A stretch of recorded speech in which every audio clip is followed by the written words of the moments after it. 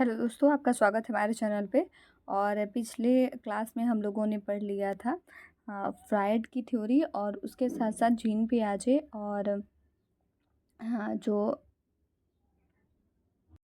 और having Hearst का जो नैतिक विकास का सिद्धांत है उसका सिद्धांत हम लोगों ने देखा था, क्योंकि कन्फ्यूजन रहता है कि नैतिक जो जीन पियाजे का नैतिक विकास का सिद्धांत है और हैविंग हर्स्ट ने भी दिया है और एक लोगों ने दिया है, तो उसमें कन्फ्यूजन रहता है। तो हम लोग दोनों लोगों का पढ़े थे।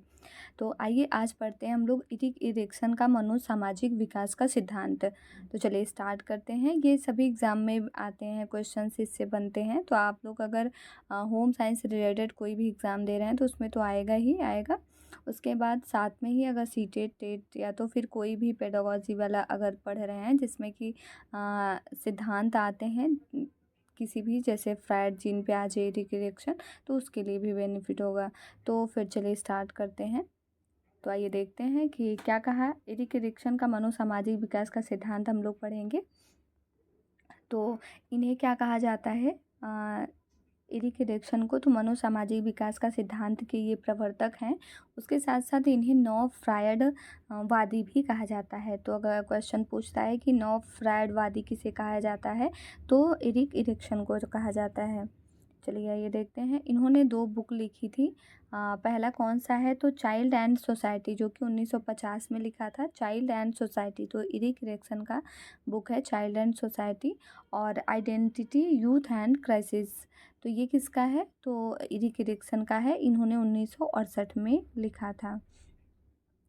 अन्य नाम, इस सिद्धांत के अन्य नाम भी हैं, जैसे कि जीवन विस्तार सिद्धांत, लाइफ स्पैन थ्योरी भी कहा जाता है। पहचान की खोज और पहचान का संकट सिद्धांत भी कहा जाता है। जैसे कि मनोसामाजिक सिद्धांत के साथ साथ इसे क्या कहा जाता है, तो इसे पहचान का संकट सिद्धांत भी कहा जाता है। तो ये हम लोगों ने देखा। चलिए आगे देखते हैं कि फ्रायड के बारे ये इरिक इरिक्सन के बारे में। तो इरिक इरिक्सन फ्रायड के साथ काम करने वाले वैज्ञानिक थे। इरिक इरिक्सन फ्रायड के विचारों से काफ़ी हद तक सहमत थे, लेकिन एक बात पर सहमत नहीं थे, काम प्रवृत्ति, क्योंकि फ्रायड ने काम प्रवृत्तियों पर ज़्यादा ध्यान दिया है। इरिक इरिक्सन का मानना था कि बालक के विकास का काम प्रवृत्ति का नहीं बल्कि सामाजिक अनुभूतियों का प्रभाव पड़ता है। ठीक है। अगर दूसरे शब्दों में कहा जाए तो इरिक इरिक्सन काम प्रवृत्ति के विरुद्ध सिद्धांत दिया, जिसके कारण इरिक इरिक्सन को नव फ्रायडवादी कहा गया। ठीक है, पता चला आपको कि किसके कारण इनका नाम नव फ्रायडवादी भी कहा गया इनको। आइए देखते हैं। इरिक इरिक्सन ने अपनी पुस्तक चाइल्ड एंड सोसाइटी के अंतर्गत मनोसामाजिक सिद्धांत की 8 अवस्थाएं बताई। कितनी अवस्थाएं बताई, तो 8 अवस्थाएं बताई।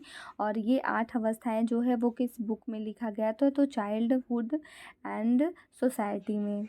ये अवस्थाएं द्विध्रुवी थीं। कैसी थीं, तो ये द्विध्रुवी थी, जिसमें सकारात्मक और नकारात्मक 2 परिस्थिति को दर्शाया गया है।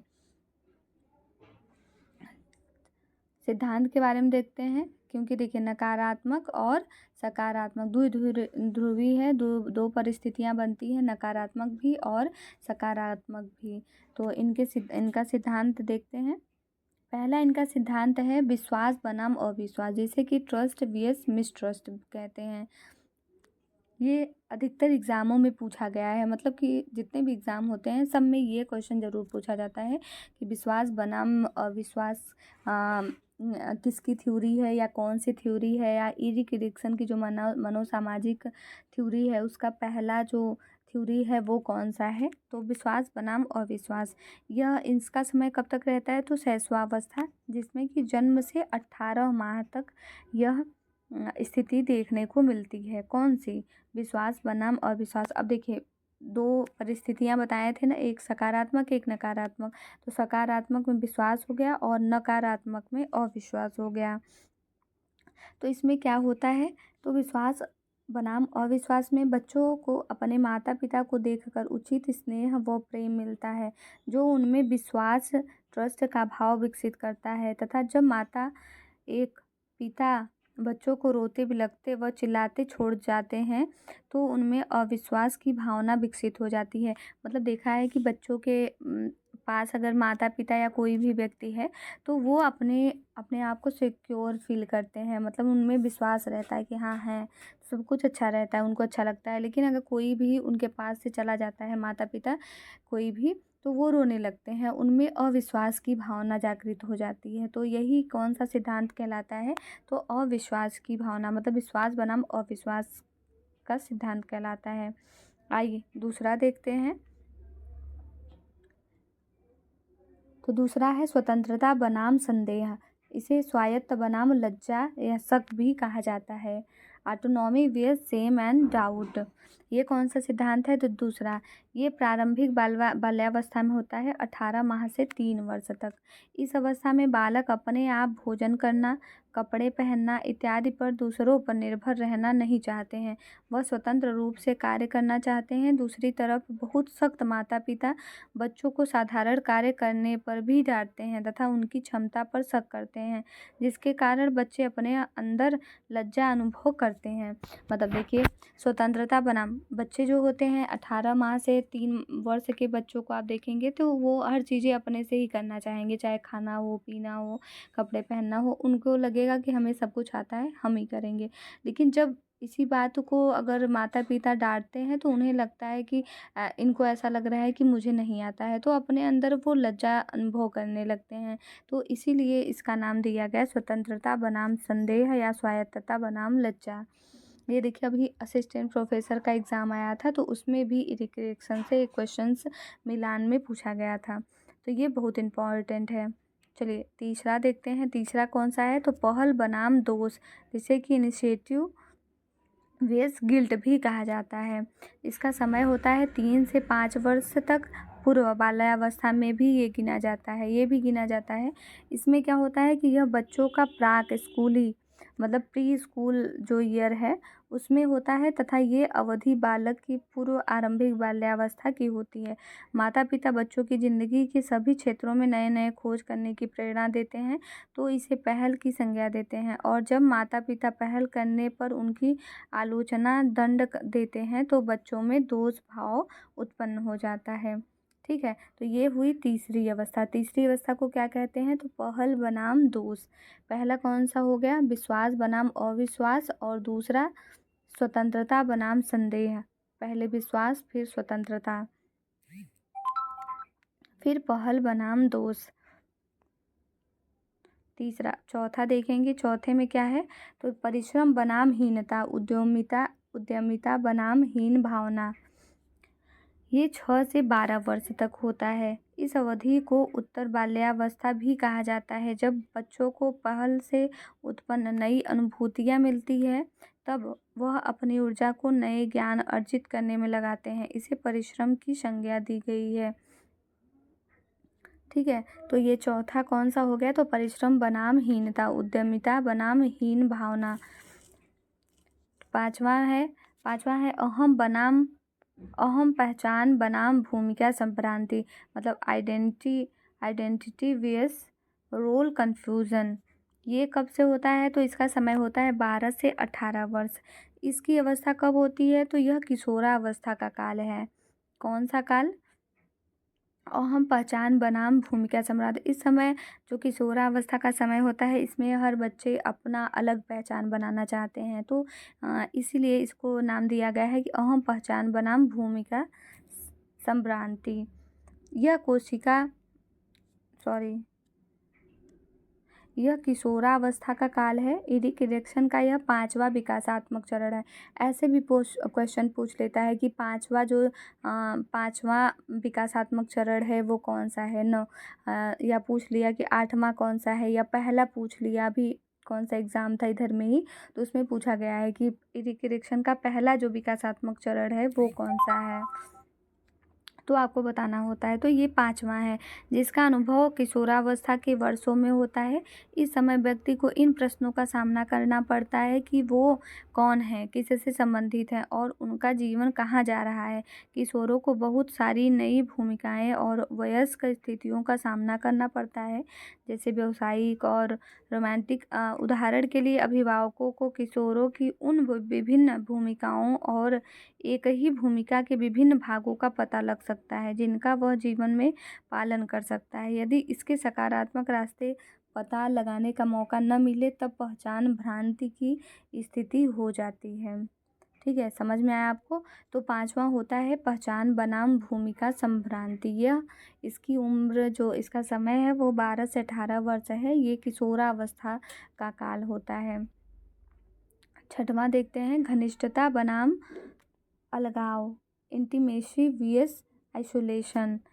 यह 18 से 35 वर्ष की अवस्था है। यह प्रारंभिक वयस्क अवस्था या युवावस्था की अवस्था है। इस अवस्था में व्यक्ति दूसरों के साथ धनात्मक संबंध बनाता है। सब व्यक्ति में दूसरों के साथ घनिष्ठता का भाव विकसित होता है तो वह दूसरों के लिए अपने आप को समर्पित कर लेता है, और जब दूसरों के साथ घनिष्ठता विकसित नहीं कर पाते हैं तो वे सामाजिक रूप से अलग, सोशली आइसोलेटेड हो जाते हैं। अर्थात इस अवस्था में घनिष्ठता बनाम अलगाव का संघर्ष देखा जाता है। तो 6वां हम लोगों का कौन सा हो गया? तो ये 6वां जो अवस्था है वो घनिष्ठता बनाम अलगाव का, इसका जो समय है वो 18 से 35 वर्ष है। चलिए नेक्स्ट देखते हैं 7वां में कौन सा है? तो उत्पादकता बनाम निष्क्रियता या फिर जननात्मकता बनाम स्थिरता। यह 35 से 65 वर्ष का समय है। यह अवस्था मध्यावयस्कता अवस्था की भी कहलाती है।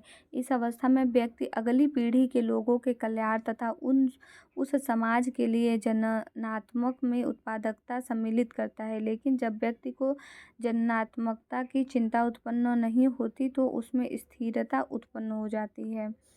तो ये कौन सा है? तो 7वां है उत्पादकता बनाम निष्क्रियता।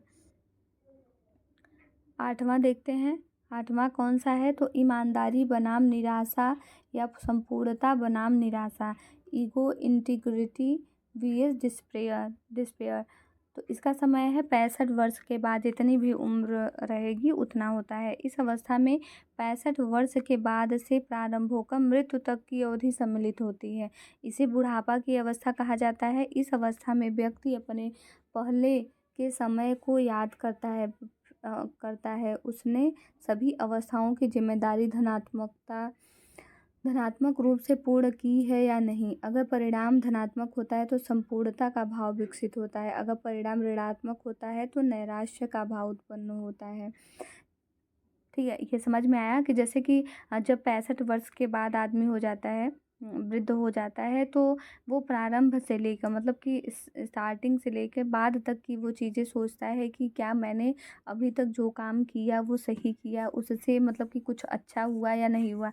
और जब उसको आंसर मिलता है पॉजिटिव में कि हाँ मैंने हर चीज़ अच्छा किया है, ऐसे किया, सब कुछ सही है, तो फिर उसमें संपूर्णता की भाव आती है। और अगर नहीं मिलता है, नेगेटिव आंसर आते हैं, तो नैराश्य का भाव उत्पन्न होता है। तो ये रहा 8 जो अवस्थाएं हैं वो। पहला कौन सा था? तो पहला था विश्वास बनाम अविश्वास, दूसरा था स्वतंत्रता बनाम संदेह। इसको इसी तरीके से याद कर लीजिएगा, मतलब लाइन से आपको नंबरिंग याद रहना चाहिए कि कौन से नंबर पे कौन सा है और समय कौन सा है, या तो क्या भाव देखा जाता है, ये भी पूछा जा सकता है।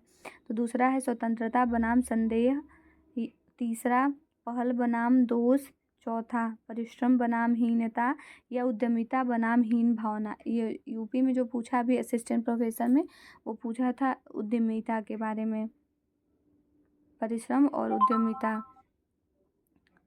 पांचवा है अहम पहचान बनाम भूमिका संभ्रांति।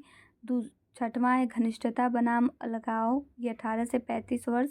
और 7वां है उत्पादकता बनाम निष्क्रियता। 8वां है ईमानदारी बनाम निराशा, संपूर्णता बनाम निराशा।